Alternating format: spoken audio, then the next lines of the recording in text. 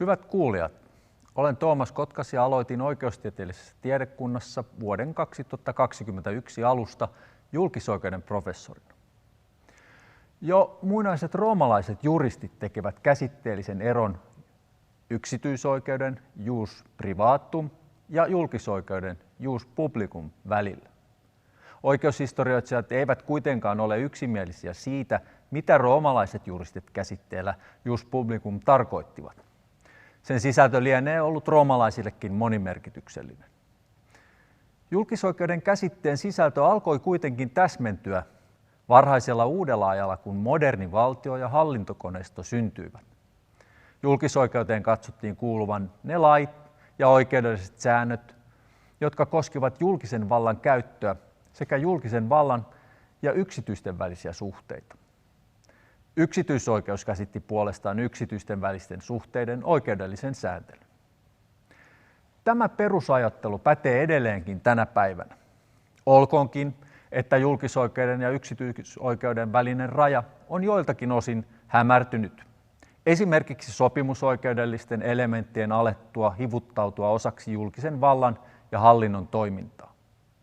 Julkisoikeuden voidaan katsoa kattavan lukuisan määrän eri oikeudenaloja, kuten esimerkiksi kansainvälisen oikeuden, julkisen Eurooppa-oikeuden, valtiosääntöoikeuden, hallinto-oikeuden, rikosoikeuden, prosessioikeuden ja finanssioikeuden. Oma tutkimukseni kohdistuu erityisesti sosiaalioikeudelliseen sääntelyyn, joka luetaan niin ikään osaksi julkisoikeutta.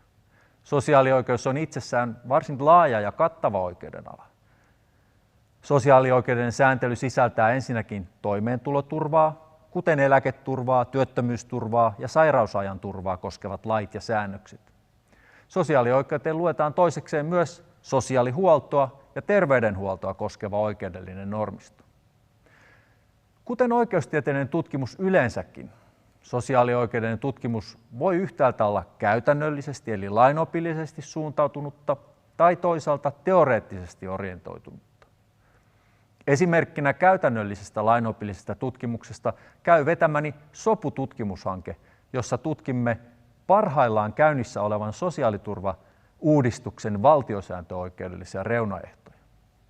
Sosiaaliturvauudistuksen yhtenä keskeisenä tavoitteena on yksinkertaistaa sosiaaliturvajärjestelmää. Tähän tavoitteeseen pyritään muun muassa etuuksia karsimalla ja yhdistämällä. Esimerkkinä etuuksia yhdistämällä toteutetusta sosiaaliturvajärjestelmän yksinkertaistamisesta voidaan mainita Yhdistyneessä kuningaskunnassa vuonna 2013 käyttöön otettu uuden tyyppinen Universal Credit-niminen etuus. Universal Credit korvasi 6 aiempaa sosiaalietuutta: asumistuen, toimeentulotuen, ansiosidonnaisen työttömyyspäivärahan, tarveharkintaisen työllistymistuen, lapsiverovähennyksen ja pienituloisten verotuen. Tutkimme hankkeessamme sitä, minkälaisia ehtoja Suomen perustuslaki asettaa kansalliselle sosiaaliturvauudistuksellemme. Olisiko Suomeen mahdollista luoda Yhdistyneessä kuningaskunnassa käytössä olevan Universal Creditin kaltainen uusi etuus, jossa yhdistettäisiin esimerkiksi perustoimeentulotuki, työmarkkinatuki ja asumistuki? Jos tämän kaltaisella uudella yhdistelmäetuudella katettaisiin myös asumisesta syntyviä kustannuksia, kuten asumistuella nykyisin, minkälaisia vastikkeellisuuden elementtejä etuuden saamisedellytyksiin olisi mahdollista kytkeä? Tämän kaltaisiin käytännöllisiin kysymyksiin vastaava sosiaalioikeudellinen tutkimus hyödyttää suoraan lainvalmistelijoita ja lainsäätäjää uusia sosiaaliturvalakeja ja säännöksiä valmisteltaessa. Olen omissa tutkimuksissani tarkastellut sosiaalioikeutta myös historiallisesti ja teoreettisesta näkökulmasta. Eräs keskeinen tutkimusteemani on ollut sosiaalisten perusoikeuksien, englanniksi Fundamental Social Rights, historia Suomessa ja muissa Pohjoismaissa. Kattavista sosiaaliturvajärjestelmistä huolimatta puhe sosiaalisesta perus- ja ihmisoikeuksissa on pohjoismaisissa hyvinvointivaltioissa verraten uutta. Suomessa sosiaalisiin perusoikeuksiin alettiin kiinnittää huomiota kunnolla oikeastaan vasta 1995 toteutettua perusoikeusuudistusta valmisteltaessa. Perusoikeusuudistuksessa Suomen hallitusmuotoon eli silloiseen perustuslakiin sisällytettiin kansainvälisestikin arvioituna varsin kattava ja edistyksellinen sosiaalisten perusoikeuksien luettelo. Olen ollut tutkimuksissani kiinnostunut siitä, miten sosiaalisten perusoikeuksien sisällyttäminen perustuslakiin muutti kansallista sosiaalioikeudellista sääntelyä ja oikeuskäytäntöä. Tutkimukseni ovat osoittaneet, että sosiaalisten perusoikeuksien vaikutus esimerkiksi hallintotuomioistuinten toimintaan ja oikeuskäytäntöön on jäänyt varsin vähäiseksi.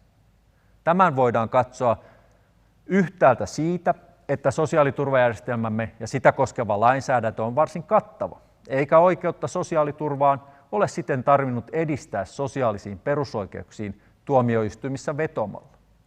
Toisaalta sosiaalisten perusoikeuksien vähäinen käyttö selittyy myös pidättäytyvällä tuomioistuinkulttuurillamme.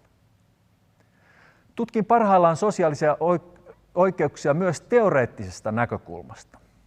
Vaikka sosiaalisia perus- ja ihmisoikeuksia koskeva oikeustieteellinen tutkimus on lisääntynyt valtavasti maailmalla parin viimeisen vuosikymmenen aikana, moni kysymys on edelleen ilman vastausta. Kansainvälisesti on pohdittu muun muassa sitä, tulisiko sosiaalisia oikeuksia edistää lainsäädännöllisin keinoin vai tuomioistuinten avulla. Tässä keskustelussa ongelmana on mielestäni se, että sosiaalisia perus- ja ihmisoikeuksia tarkastellaan edelleen jokseenkin epäanalyyttisesti yhtenä kokonaisuutena. Ikään kuin kaikki sosiaaliset perus- ja ihmisoikeudet olisivat perusolemukseltaan samanlaisia. Tarvitaankin tutkimusta, joka tarkastelee sosiaalisia perus- ja ihmisoikeuksia eritellysti. Oikeus välttämättömään toimeentuloon on eri asia kuin oikeus perustoimeentulon turvaan. Tällä on merkitystä, kun pohditaan sitä, tulisiko sosiaalisia oikeuksia edistää lainsäädännöllisin keinoin vai tuomioistuinten kautta. Sosiaalioikeudellinen tutkimus on ilahduttavasti lisääntynyt Suomessa viimeisten vuosien aikana. Ja yhä useammin tohtoriksi väitellään sosiaalioikeudellisista teemoista.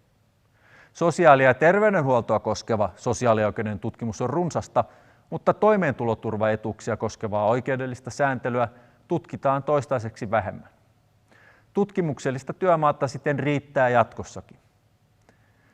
Olen iloinen siitä, että saan tutkia ja opettaa sosiaalioikeutta ja laajemminkin julkisoikeutta Helsingin yliopistossa. Kiitos.